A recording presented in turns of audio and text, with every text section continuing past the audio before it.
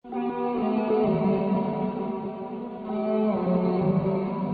काफिर ने एक बुजुर्ग से कहा, अगर तुम मेरे 3 सवालों का जवाब दे दो तो मैं मुसलमान हो जाऊंगा। जब हर काम अल्लाह की मर्जी से होता है तो तुम लोग इंसान को जिम्मेदार क्यों ठहराते हो? जब शैतान आग का बना हुआ हो तो इस पर आग कैसे असर करेगी? जब तुम्हें अल्लाह ताला नजर नहीं आता तो इसे क्यों मानते हो?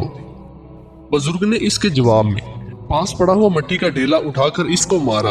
इसको बहुत गुस्सा आया और इसने काजी की अदालत में बुजुर्ग के खिलाफ मुकदमा दायर कर दिया। काजी ने बुजुर्ग को बुलाया और इनसे पूछा कि तुमने काफिर के सवालों के जवाब में इसे मिट्टी का ढेला क्यों मारा? बुजुर्ग ने कहा, ये इसके तीनों सवालों का जवाब है। काजी ने कहा, वो कैसे? बुजुर्ग ने कहा, इसके पहले सवाल का जवाब ये है कि मैंने ये ढेला अल्लाह की मर्जी से इसे मारा है, तो फिर इसका जिम्मेदार मुझे क्यों ठहराता है? इसके दूसरे सवाल का जवाब ये है, इंसान तो मिट्टी का बना है, फिर इस पर मिट्टी के ढेले ने किस तरह असर किया?